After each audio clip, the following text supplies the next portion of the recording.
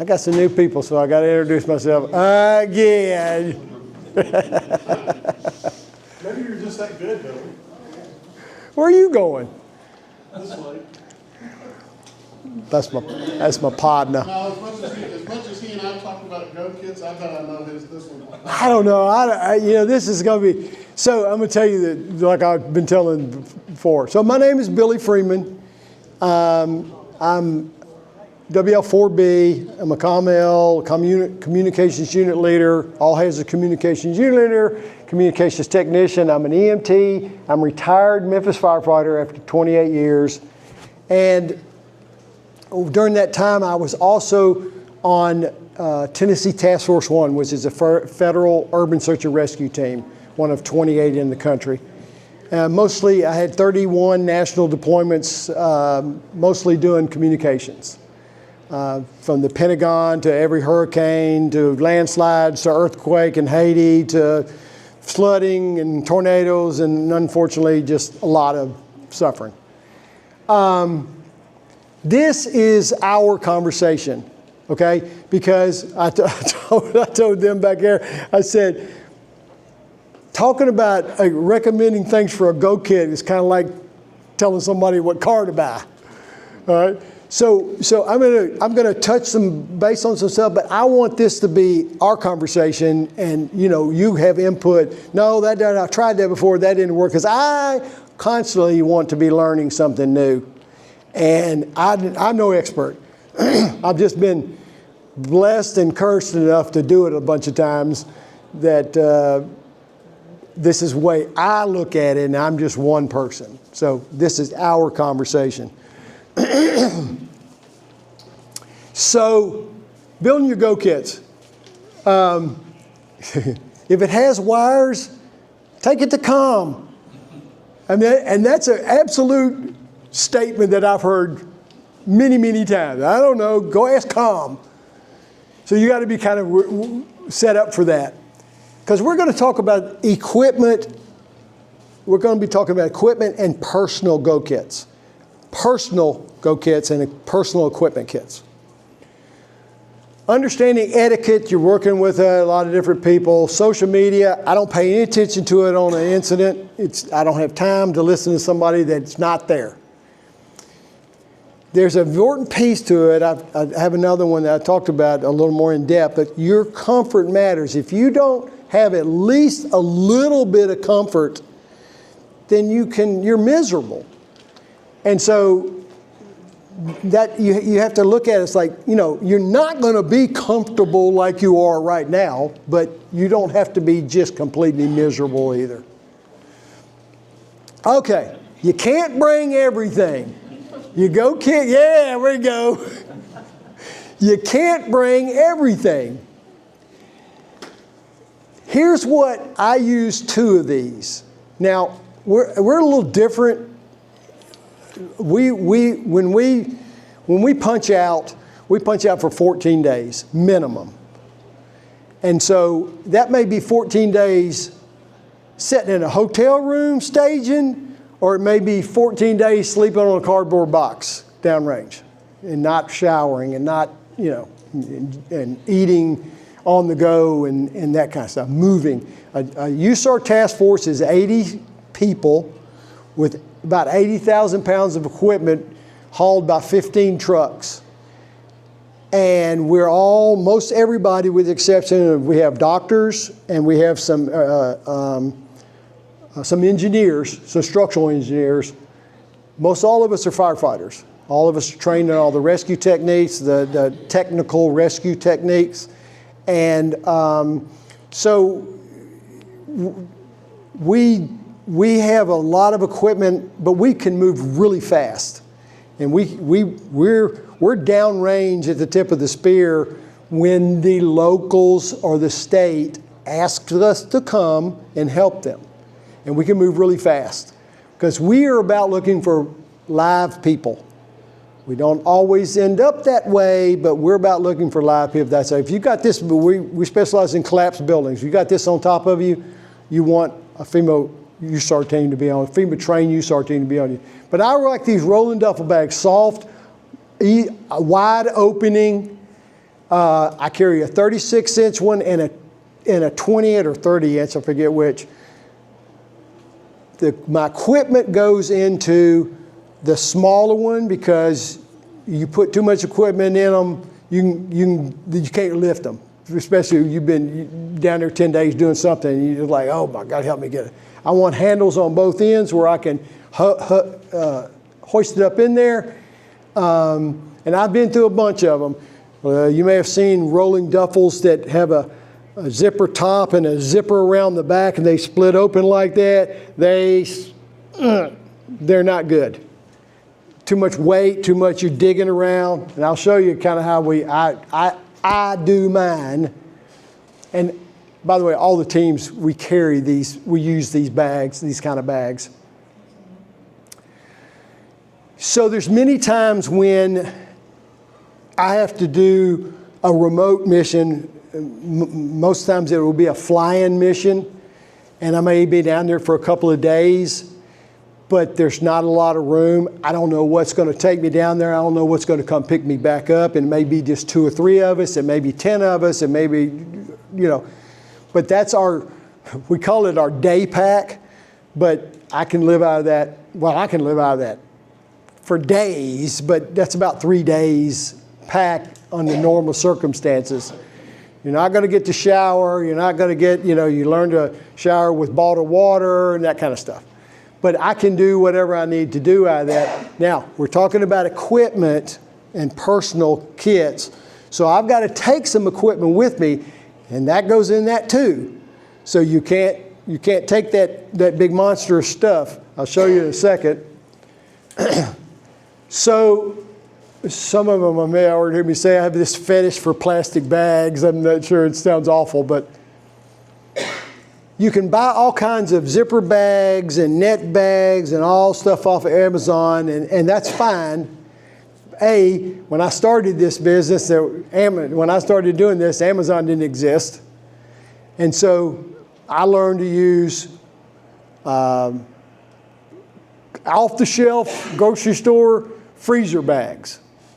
You can get them everywhere from snacks to 2.5 gallon ones. The 2.5 gallon ones, I can put a whole uniform set in there. Pants, shirts, socks, underwear, whatever. I put everything in plastic bags. One, because it's protected, helps me protect. I've been in the rain a bunch of times for days and days. But it's also, I can organize it better instead of just stuffing it in there. So in that bag, all my stuff stands up. All my bags stand up. So I know they're labeled. I'm a fanatical labeler, Sharpie. I know exactly what's what. So it just makes it more efficient for me to operate. And I put equipment in them too. I'll show shortly some things, but yeah, they're inexpensive. I can get them, and not that I like Walmart, but I really like the Walmart bags, the freezer bags. Zipper, not the slider. The sliders always break.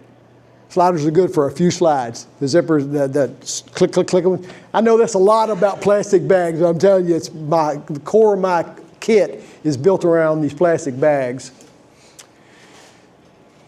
Personal kit. Still talking about personal kit. So written inventory of everything you got. Mark everything you've got. Mark or label it, either or. I use, depends on the size of it, I'll use luggage labels that you can, strap onto them. I like tape, and write on it with Sharpie, different things like that. But I have an inventory of everything. Just so I know, sometimes you get downrange for a couple of weeks and you get brain fog and you don't even remember. But I'm kind of OCD. Imagine that. If you wear prescription glasses, you should have spare pair. I know that's a thing, but you break a pair of glasses down there, they're wherever. And let me back up for a second. Because I want to say this, because this applies to this session too. This is not just about responders, because you can find yourself as a citizen in this same environment. So these things apply to your kits as a citizen that may have to evacuate or something. And so God help you if you do, but you can find yourself in the same situation. And so that it applies to not just responders.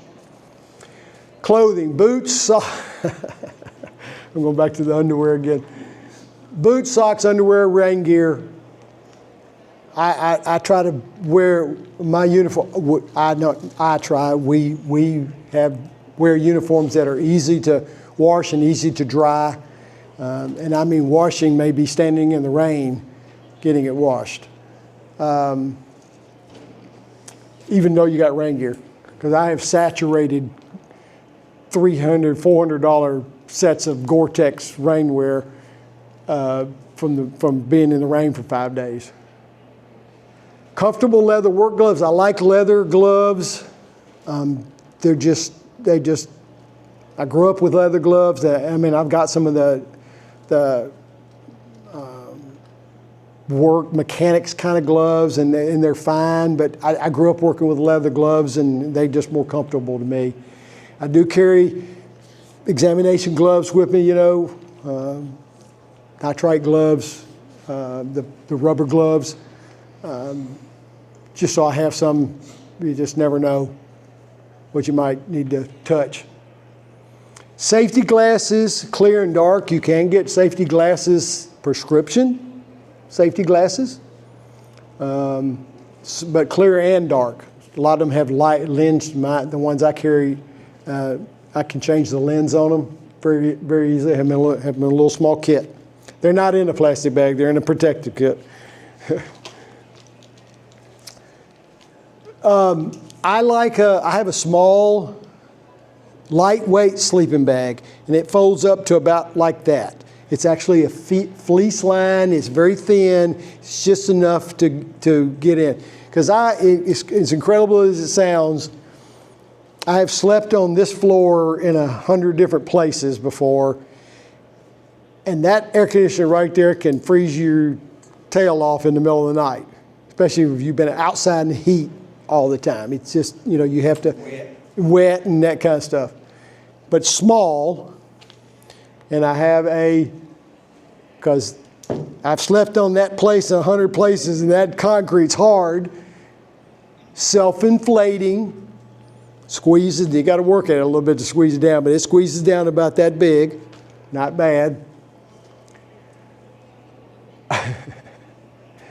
So that's Tony Fisher, one of my partners. One of the things I learned in the Army, that catch you some sleep any chance you get. I can sleep in the back of a Deuce-F going down a mountain road. I can sleep in the back of a helicopter. I can sleep anywhere. And so you catch that sleep.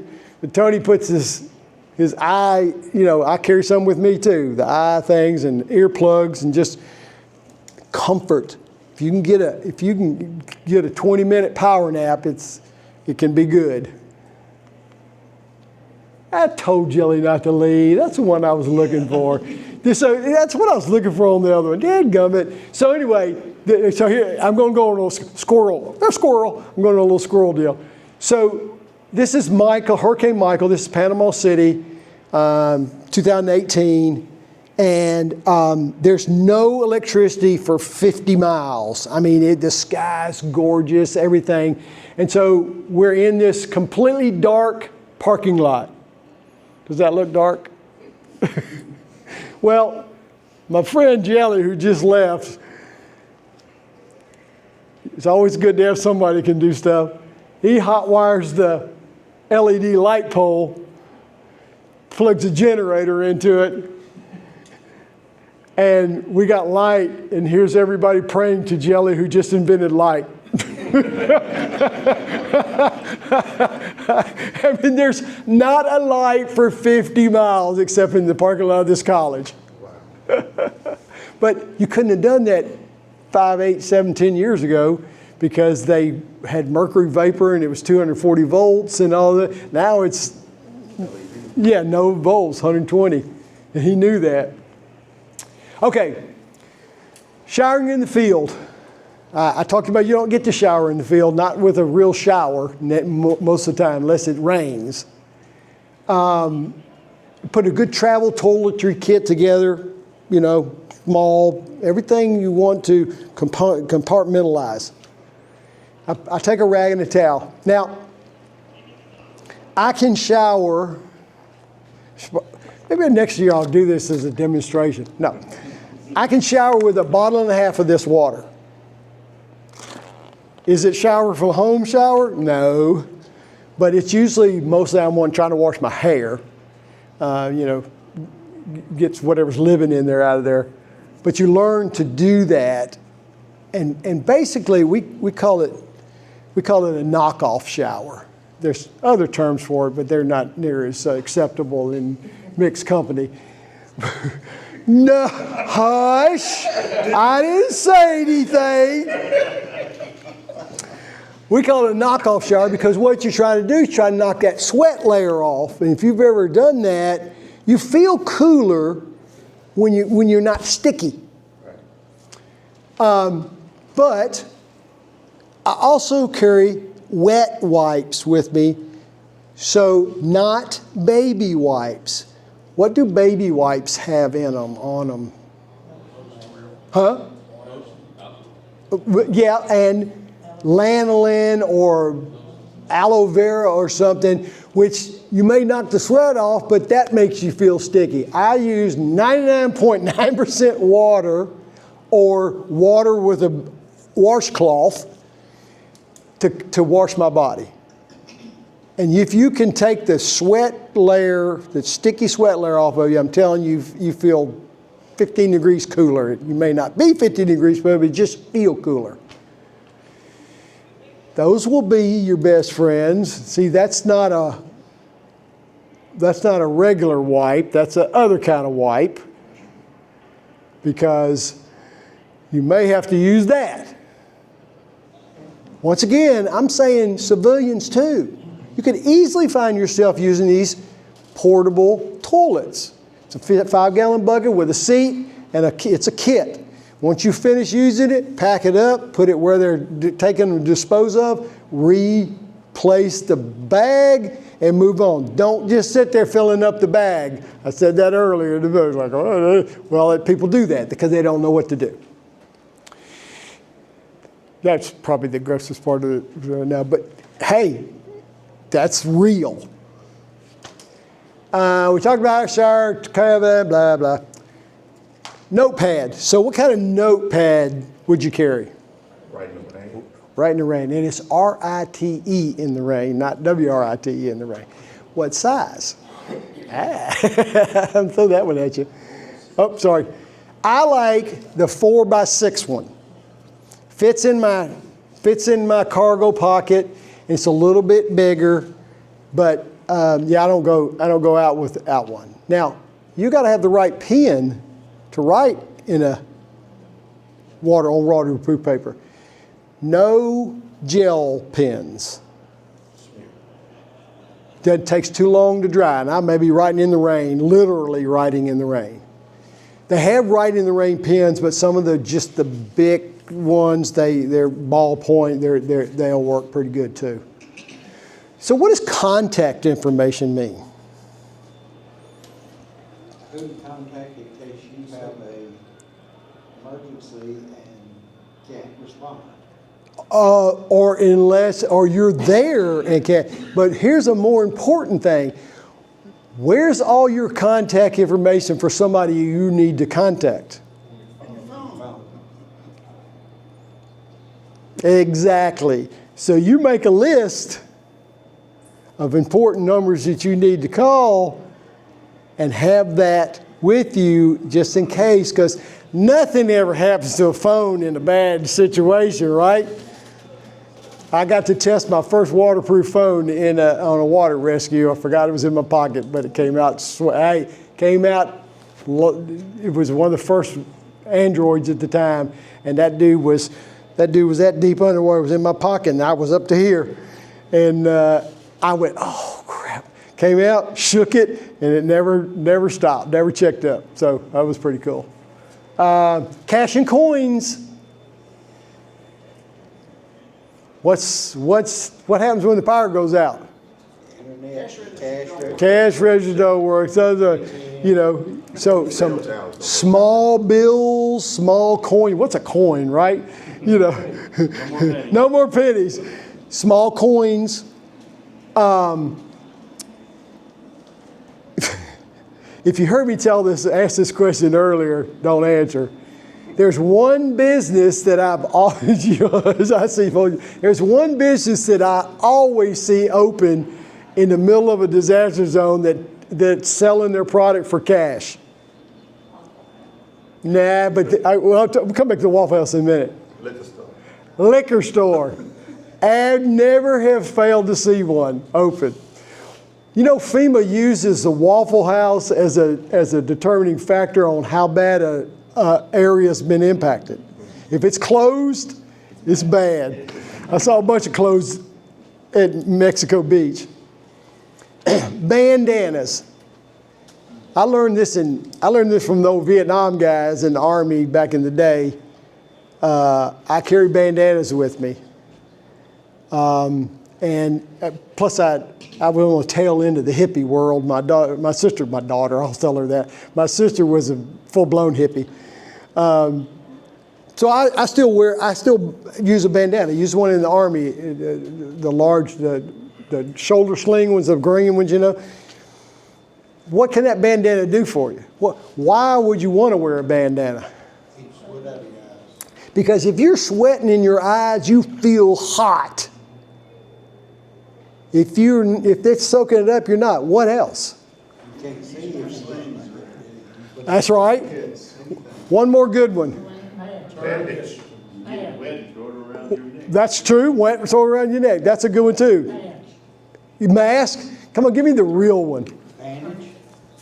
Wait, say it. Tourniquet. Sorry, was you saying it back there, David? Yeah, tourniquet.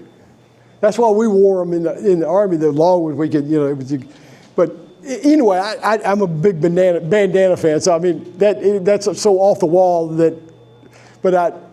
this is my personal stuff. That's just cowboy stuff, too. Yeah. Trash bags. Give me some uses for them. Raincoat. Cover your feet. Cover on the ground. Yeah, absolutely. What, Debbie? Dirty clothes. Oh God, yeah. Okay. Protect equipment. Protect equipment. If you saw the last one I showed, we had them wrapped in some trash bags. One of the things I've used them for many, many times is to cover the seats of the vehicle I'm in. Because I'm wet. Because I can get dry quicker than that seat can get dry. And if that seat's wet, every time I get in it, I'm wet again. I like the contractor bags. I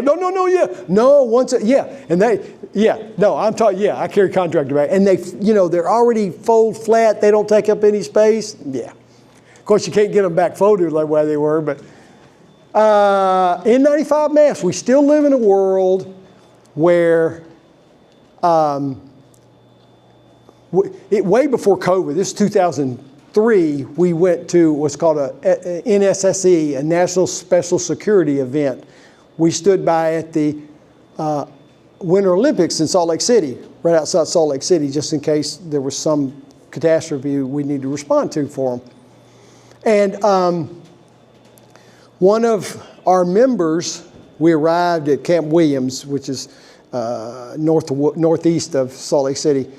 And one of they called it the Tennessee flu. One of our victims, this is February in the wintertime, came. He had the flu, and we had an 8-person team. We came that close to being out of service because everybody got sick, and so we carried some, but not a lot. But nowadays, you never know. We had, during COVID, we were still deploying, and we had to follow the rules. So I've been carrying it. I rode an ambulance in Memphis, Tennessee, most of the time through the 90s. I've been a germaphobe for 30 years. I've had blood dripping off my elbows before. I wash my hands and stuff, yeah. What is this? Anybody know what that is? They still make those? It's what you use so you have positional awareness. Yeah. I can't, you can get small ones, you know, but I always carried a good. Now, if I knew states, there's topo maps that you can get for each state. They are really good too. But yeah, I mean, used to you could go to Walmart and get one new one every year. And it showed you every truck stop on every road. And they were like gold. They were worth gold. Now it's, you know, but you still, I'd rather never take it out than not have it. A lot of people wouldn't know how to use it anymore. And I still carry a compass with me. Even though your phone will do some weird stuff with it, you know, that compass had never had a battery run out of it yet. So, plus I can do some stuff with it on a map and pointing antennas and stuff.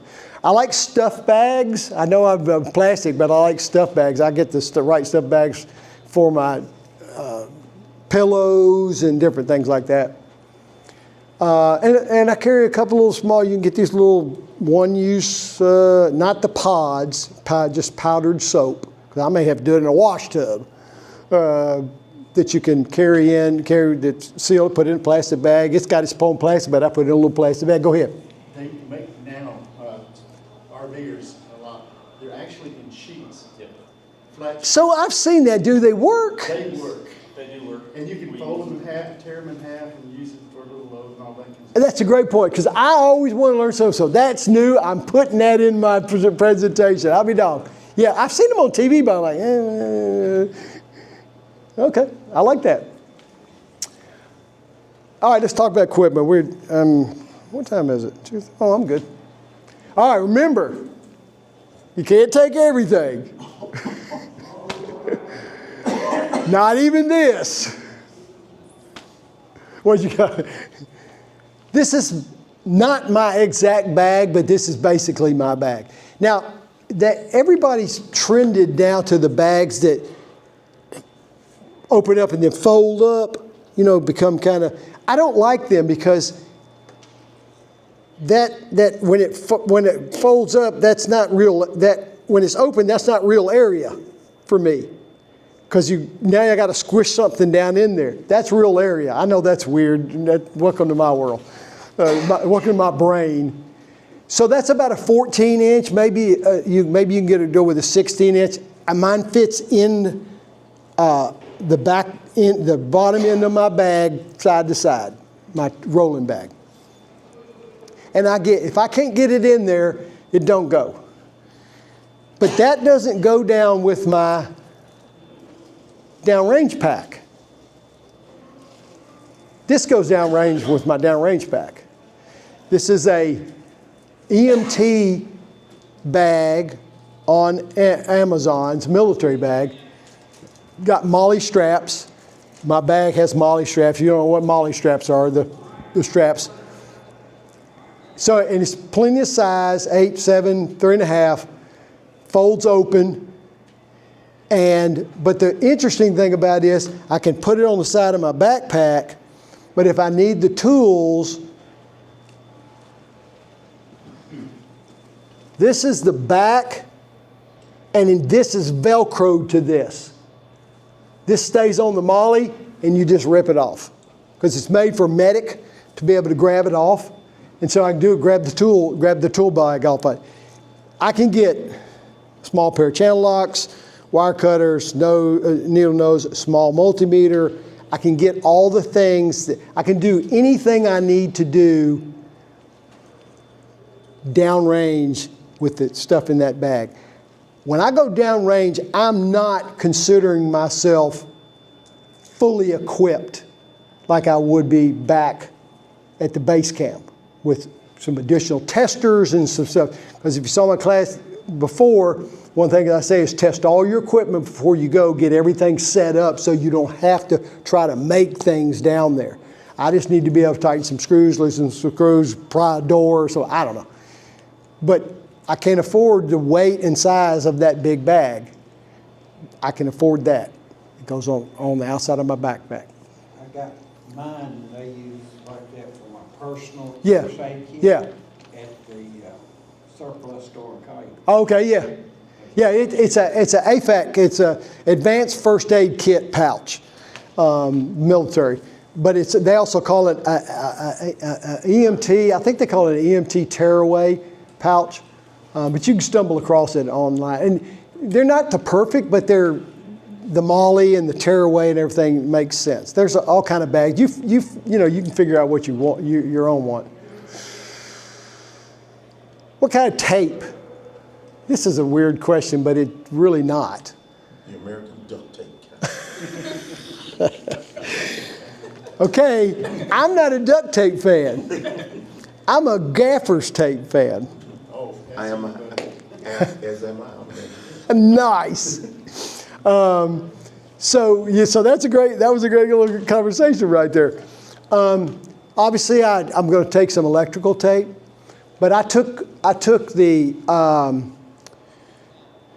wildland comm technician and comm unit leader course to be a wildland communications person. And one of the things they taught me is they use strapping tape. You know, the reinforced strapping tape. You can't tear that stuff. And so you need to wrap, zip ties are great, but going and put I like it, sound effects, that was pretty good. Strapping an antenna to a pole. Carry a box cutter too. Oh, absolutely, 100%. Yeah, 100%. 100%. So heat shrink, everybody knows what heat shrink is. I carry some, and I like to carry the marine grade, which has an adhesive inside it that makes it a little more weatherproof. And I don't care. Harbor Freight's got a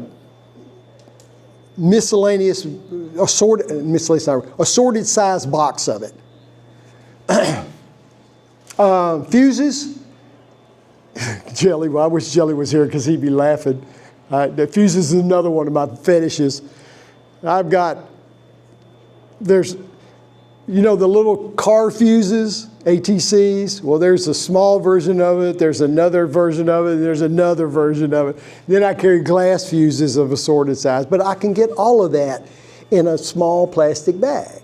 I don't carry 10,000 of them. I carry, half a dozen of the common ones, like 15 amps and that kind of stuff in a little bag. And you always got to be, if you use stuff, you got to make sure you're inventorying stuff. Paracord, yeah, you can do whatever you need to do with it. Soldering iron. Anybody seen the new USB chargeable soldering irons? Have you got one? How does it work? Well, I haven't used it, but I've watched some of the amateur radio podcasts, and they heat up really fast. I wonder how long they'll last. I carry a butane one, and TSA has stolen my butane probably 3/4 of the time. I've tried battery. There was a AA one that used to be out, and that was. If you're in a survival situation, you're probably not going to find batteries anyplace either. Well, that's true. Well, you'd be surprised how big. We used to run our radios on AA batteries. The Wildland guys still do. We went out the door. We had 80 radios, took 12 batteries. We changed them twice a day. We went out the door with 12,000 AA batteries, and as soon as we went operational, I ordered another 30,000. 24 times 80 a day. We don't operate like that anymore because the lithium ions kind of put that out. But yeah, batteries. So I'm gonna get one just to try. Markers, I love Sharpies, but I have a couple of different colors because I may need to mark something some way and mark something another way. I like the folding Torx and Allen wrenches. My toolkit, all that stuff's going in that little bag. What's a NIFOG? Say again. What's NIFOG? National Interoperational Field Operating Guide. Well, it's got all the frequencies. Yeah, it's the frequency guide, but it's a fog. It's a flip box. I don't like it on the phone because, once again, I like the flip one. Headlamp, good headlamp. When it's dark, you don't want to be doing this. You just want to be doing this. Love a good headlamp. Rubber bands, easy. Zip ties, small RF analyzer, the little nanos, thank you. I'm not sure what that F is. Small multimeter with batteries. I carry a Harbor Freight $7 one, because guess what? You're gonna get broke. I care. I got flukes at home, but I don't carry them. I think I was going to say a network cable testing, another cheap one off of Amazon that never failed me. Never failed me. Now, there is one thing I do if an overabundance of adapters. That's about, I think that little bag, a plastic bag, they're in plastic bags, but they're in a bag that holds the plastic bags. Ends and SMAs and everything. I wish Jelly was here because he could talk about, we saved more teams' problems in Katrina because we carry plastic, but we carry all those adapters. Now, have you ever seen the adapter kits where you put them together to make the adapter? They're about, They're about $150 or $130 or some whatever. I've got one that stays home because I don't care if I lose that. When I put it on something, I know it's going to be, I expect it's going to be, never come back to me. Which one of those pieces would drive me nuts because now the kit doesn't work. Like at field day, adapters are considered consumables. Yeah. They never get them back. That's right. That's right. So my compass, I'm pointing an antenna. I looked on the map, found where I need to go, and I'm pointing at something 40 miles away. That's an 80-foot antenna, a Yagi on an 80-foot antenna. I'm pointing at something 80 miles an hour, 80 miles away. I'm sorry, 40 miles away to a repeater on a cell tower that we put up. And yeah. What am I missing? What am I miss? What I miss? Oh man, you think so? Yeah, so I'm going full out on that one. Dry socks. Dry socks. I carry wool socks because wool socks, even if they're not dry, they still work. But let's talk about tools. What am I missing? I'm missing a lot, but this is mine.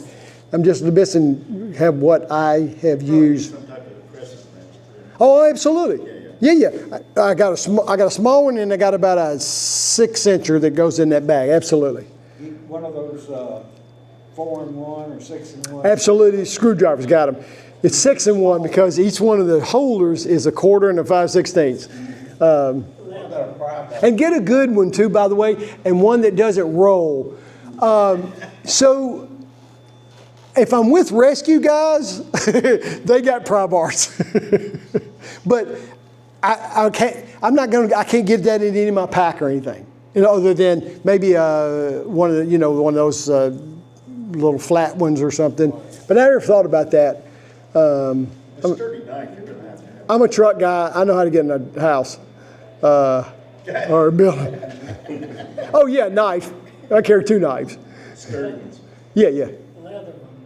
Yeah, I have a leather one. I have a leather one on my kit that's on a molly strap on my bag. Jelly's a big Leatherman fan, and I've always, since I was doing RS, carried a Swiss Army knife. But I've got a leather. When I go operational like that, I got a Leatherman. Yeah, they're good. You can get those. There's a Gerber. Home Depot sells a Gerber knife. It's pretty nice. I can't think of what the name of it is, but it's a pretty nice little knife, and it's not about $30 or something like that. What else? Anything else? I don't make cables in the field. It's too much of a situation to inject points of failure. I don't. It's just too much. Anything else? When whistle? Huh? A whistle? Absolutely, I like that. Yes. Yep. How much water do you keep in your bag? So I have a Camelback, but I'm not a big fan of Camelback because you have to keep them clean. And so I have some pouches that I carry. I can carry. We're not going. Let me say it. Never say never. But we're not going without water and MREs. So I carry about four of these in my pack. That's just in an everyday bag? Mm-hmm. How, just for every day like all of us, do you carry it with you in your car every day, or what do you do? Yeah, I actually do. Not only have the water, I got Gatorade packets in there too. Yeah, I'm a little weird. The whole thing, should you leave it in your trunk everywhere you go? Well, I have a truck with a topper on it and a box and stuff in the back, so it's not. But I've drank more hot water on an incident than I ever did cold, and I mean hot. Like, let me let that cool off a little bit from the sun or the heat or something. Yeah, she's not talking about water, she's talking about just your go Talking about kit, your period. whole- Do you your keep whole your go go kit kit. with you? Oh yeah, I do because mine's been built for 30 years. And so I keep I don't keep the whole duffel bags and stuff, but I keep a small, I've been a mechanic all my life, so I'm not without tools. And not without just some essential stuff. Like the emergency go kit, we would all. Yeah, I mean, I was a prepper way before there was preppers. I was in the Boy Scouts. What does it say? Be prepared. And exactly. And there's a way to do it with sensibly, and there's a way to do it where you can cover everything. But you can't have everything all the time with you. Parts of your go kit you need to change out, like your medicine. Yeah. Yep. You need to rotate that. You don't need to put a medicine Yep. stuff in the back of the car and leave it there. Work out something with your doctor too. Now, once again, we're not talking about necessarily being a responder. We're talking about just being every day. Work out something with the doctor if there's some kind of thing where, hey, we got to get evacuated or something. I just need to be able to pull the trigger on supplies, medicine. The doctors usually do it. It's the insurance companies that can be a pain in the butt. Excuse me. I would say have your go kit anywhere that you think you're gonna need to be able to move from one place to the next. So for instance, like if you work in an office, you might have a go kit in the office. Yeah, there's terms. There's bug out bag, there's bug in bag, there's get home bag, that kind of thing. You have to So, look at the intended use of that bag. Is it to get home? So what do you need to get home from where you're typically at? yeah. You got a smaller bag to get you to where you need to be to get your other stuff. Right. Basically. Like my wife works in Collierville, but we live in Somerville. So, we've taken the idea that, hey, if there's a major earthquake or if there's some other disruption and she's got to walk home, we have pre-planned routes that, I work from home, so I'm lucky. I don't have to, I'm already there. But my plan is to try to meet her somewhere. So we have pre-planned. You know what route she'll be on. Yeah. So, There's 9 jillion sites discussing those things, but really and truly, FEMA's got some great, ready.gov has got a lot of the pamphlets that talk just about those things. It's just common everyday items. To scare you a little bit. What about shoes? So, great question. We wear hard-toe safety boots, but they have evolved so nicely. When I was at the Pentagon, I wore what's called Iron Age, and they were steel all the way up and the sides, and they were heavy, but they were monsters. You couldn't tear them up.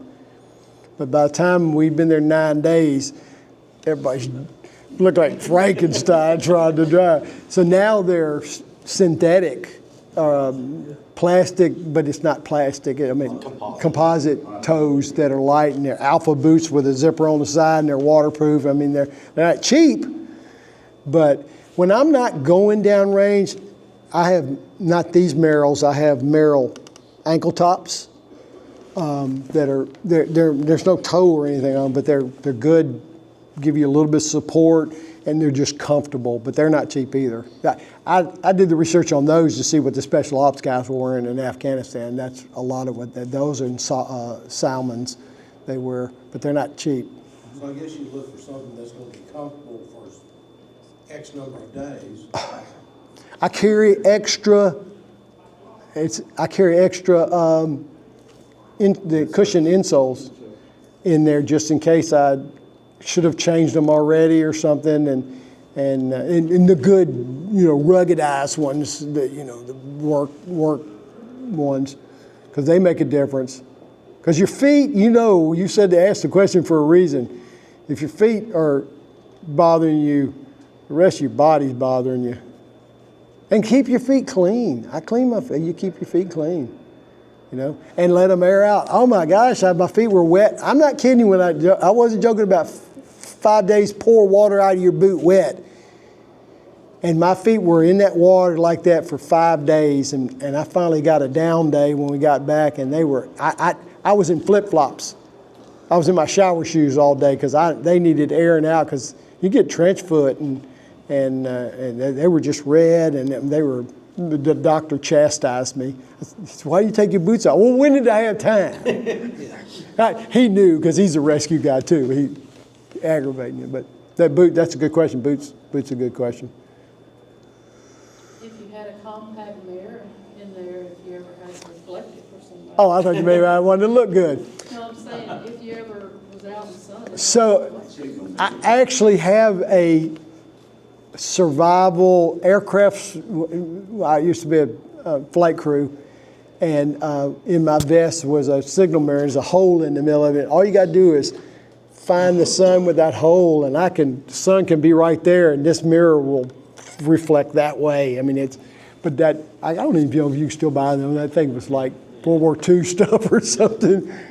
But that's nothing wrong with that. They make them. I can guarantee you go on Amazon and buy a dozen of them. Signal mirror. And you can look good too. Well, we enjoyed that one, huh? I said we enjoyed that one? Yeah. No offense, but I enjoyed it. It's my last one. No, maybe not. Maybe I got another one. No, I The don't. liquor store will be open. Yeah, I shouldn't have another one. 1, 2, 3, 4, 5, 6, 7, 8, 9, 10, 11, 12. But good turnout. I'll take that all day long. How many? 12. Oh, I'm at 10, 24, 50, 75 or so for all 5 of my classes. How many classes? 5. What was the name of that? All of these are gonna be on YouTube. I think they'll do them on. I think they're going to put them on Delta's YouTube site. What? What was the name of that rolling dump bag you said you used? So mine is a Columbia, real flexible material, ripstop. I have never torn that up, but they don't sell it anymore. I don't know why, but it was really good when it's the best one I've ever seen. But because yeah, exactly, because the weight of the bag is important, and that Columbia bag is got basically, other than the bottom of it, nothing's hard on it in the handle. It's the weight is really good. That's the biggest deal. You want to get the best bag you can get. That's the lightest bag you can get. 36 cents when you just about put a body in it. Yeah, those bags aren't heavy when you take it from here to put them in the car. Oh, So shit. if you're walking 15 miles, it is heavy quick. Well, you saw. I don't know if we were living out. Me and a buddy were down in Texas. We were living out of a PT Cruiser for about 5 days, or 3 or 4 or 5 days, and PT Cruiser's like this, I mean, we're sleeping in it and everything. Of course, every time you needed something out of your bag, it was the bag that was on the bottom. You said, slide that one up, put it. The next thing you needed was the bag that was on the bottom. So I think Tim was slipping them over. I sometimes miss it, but I don't miss the ugliness of it. I've been out of it for 5 years and went to Lahaina for the fire, and I was like, yeah, I'm done. I don't want to do this anymore. Well, I'll say this. I appreciate you doing that because as a person who's not in this field, I'm never thinking about that there are people who are pre-planning the ability to save someone else, or me, even me, in the event that something catastrophic happens and I can't do anything for myself. And so that's, I appreciate it. Thank you.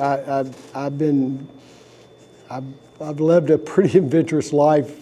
I don't know how, and raised 2 kids and a wife. She's still with me 42 years later, and she's put up with me for 42 years. I don't know, whatever.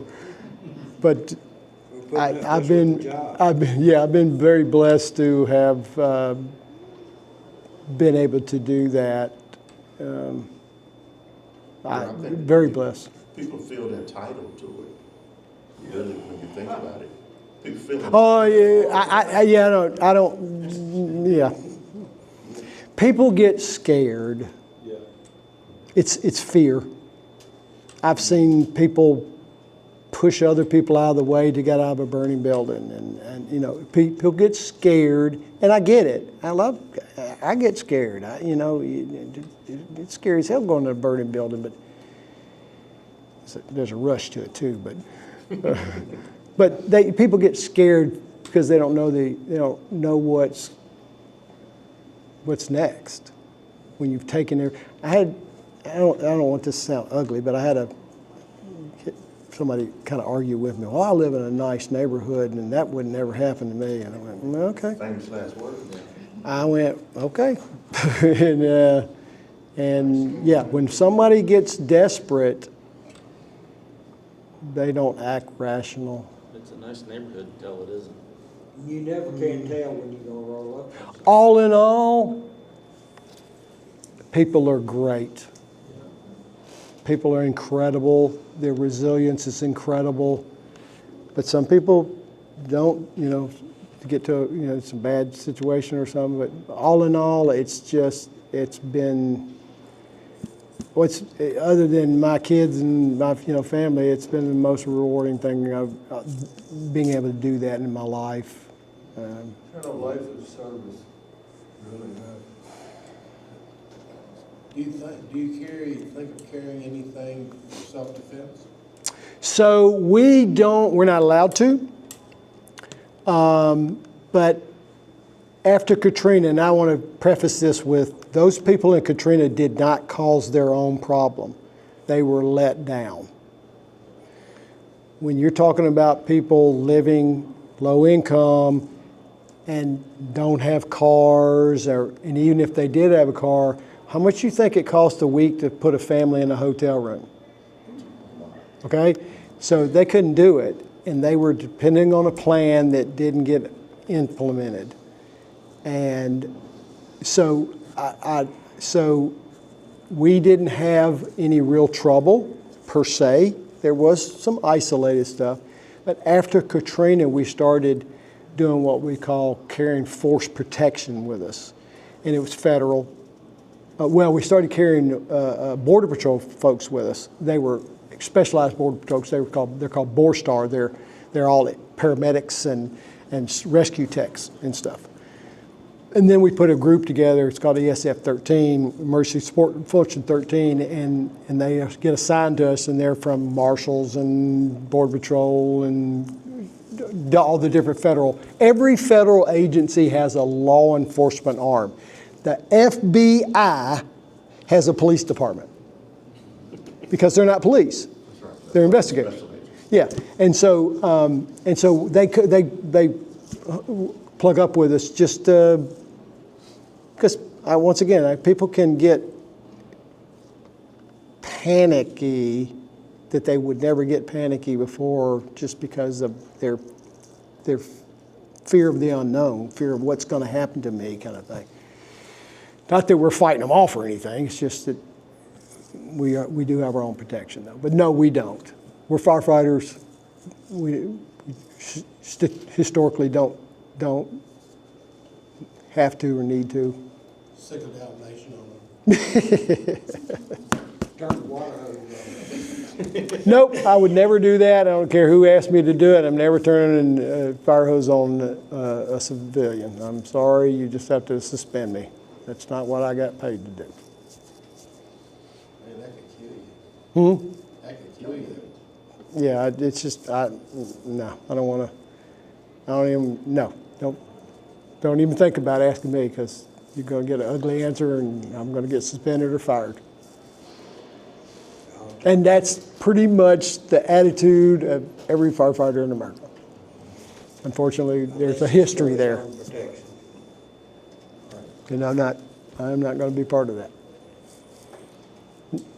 Now, the guy coming at me with a gun or something, I might blast him down the street. Yeah, that's the whole deal, but I'd have to be. Oops. No. Well, I know somebody shot a stream of water over a house.